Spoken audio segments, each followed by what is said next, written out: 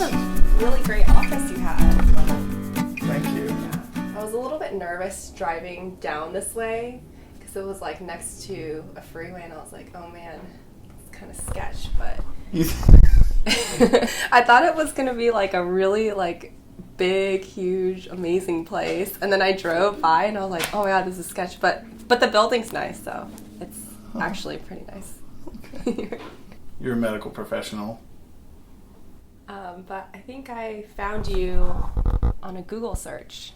I was like, oh, there's this white guy doing Asian eyelids. Oh my god. Okay, yeah. So anyways, we did your eyes 2 years ago? No. 3? No. Almost 4 years ago. Looks pretty good. So this is what you can get 4 years down the road. Yeah, I don't know. I think your result's a little above average. I couldn't promise that to everybody. She wants to work with me in the future. She's going into ophtho for some reason instead of facial plastics, but that's fine. But we actually got to go. We need to go operate on somebody. They're waiting for us. Oh, we do? Yeah, that's right. You So- do actually have a clinic.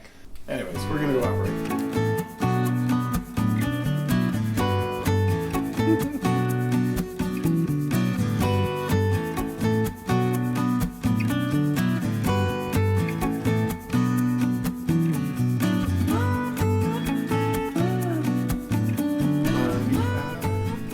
So, you seem like a pretty successful person, so I think you could probably answer these questions. Am I getting interviewed? Yeah, I thought that this was what we were doing. I thought we were interviewing you. As a medical student, that's thousands of dollars, hundreds of thousands of dollars in debt. I went to medical school on a full scholarship.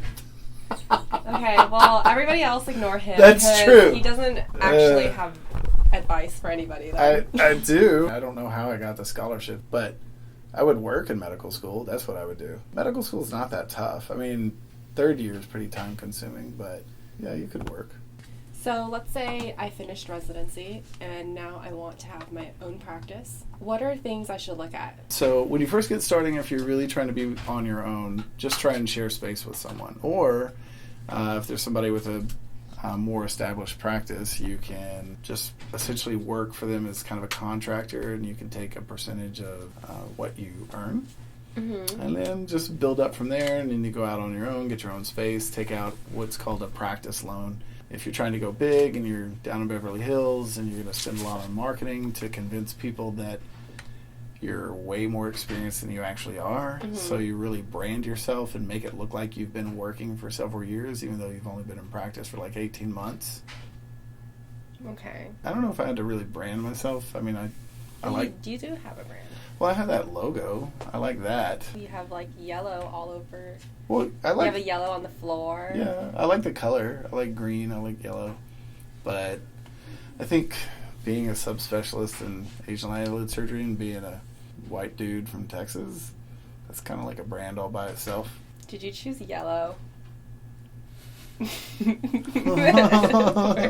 Oh, is it racist if she says it? It's No, not. it's not It's yellow. Not because I'm Asian. It's so I not can say it. yellow. It's like parakeet or something. It's some kind of green, I think. I think you're colorblind. I'm not colorblind. Like, what if I want to come back home and open a clinic here? Cool.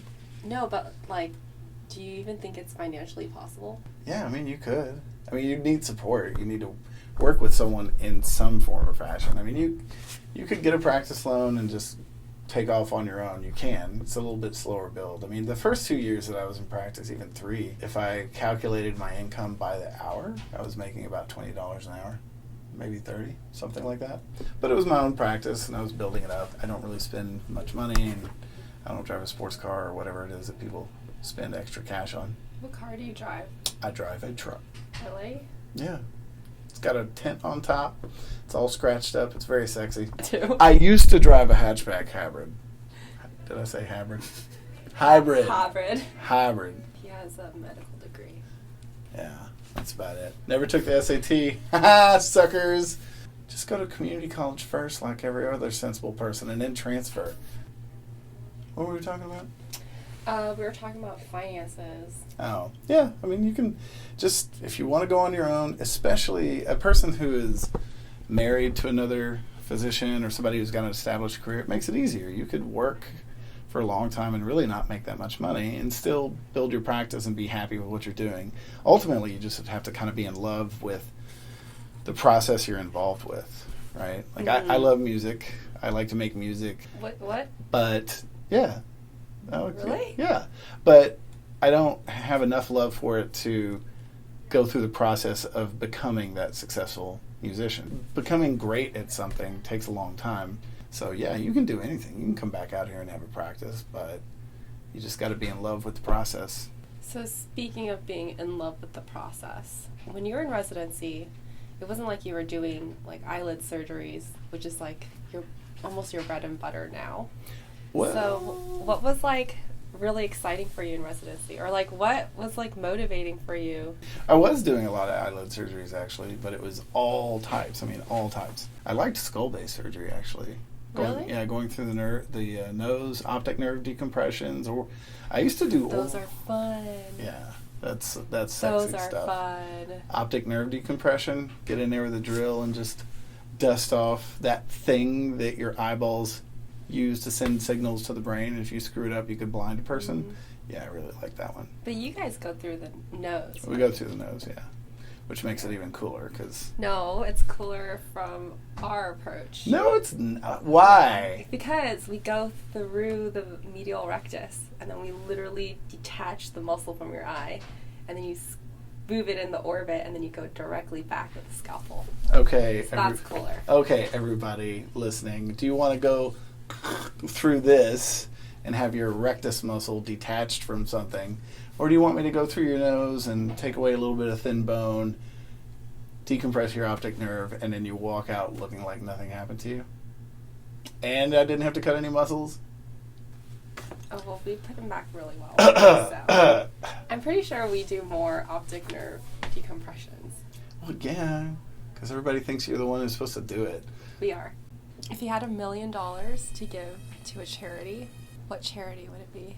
The one Marshawn Lynch runs. What do they do? Mostly local community work oriented towards or targeted towards kids. I think physicians especially, we spend a lot of time and a lot of money working overseas, donating overseas, using our skill set to go overseas, operate, and that's great. But there's a huge need for just financial resources, educational resources, financial education for people here locally, and especially in areas like Richmond or Oakland, where Marshawn Lynch is actually from, and that's the community he's sort of working with. Nobody's paying attention to those kids and helping them. You know, we have this huge wealth of talent and just good people in the U.S. I mean, just pick a place. It doesn't have to be here in Oakland. If you spend more time locally, donating your time, donating resources, helping people out, you probably notice that your community is getting a lot better over the years, rather than going to other countries, exotic places, taking pictures, patting yourself on the back, coming back, and then just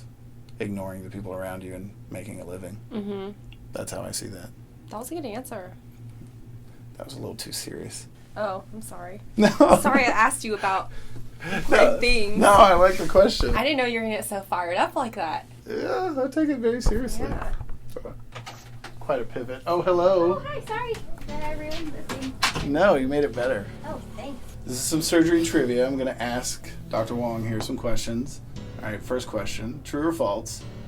Cascade's best set was this New Year's Eve at Bill Graham Auditorium. I wasn't there, True so or I false? can't say if those true. False. Every one of Cascade's sets since 2016 have been his best sets. I'm pretty sure he said this already to me before, That and was I think in- I just tuned it out. Look, you're incorrect. It's being wrong is part of being a physician. You just learn from it and you move on. Did you or did you not fangirl over Cascade? Oh, I nearly vomited on it. When I was holding my phone, getting the photo of this or the video of this, I was like shaking so bad, I had to put my hand up against the elevator door to hold it still. It's terrible. We are working so hard in here. Oh my god. So I thought you had a full clinic day. I do. But we finished the surgery we're early. We're just sitting here with... This is work. This is work, yeah. This is work. This is like the ultimate in post-op, right? All these, Yeah. everybody else puts photos of their post-ops. This is a living post-op guest. Can you dance? I'm like mediocre. Mediocre.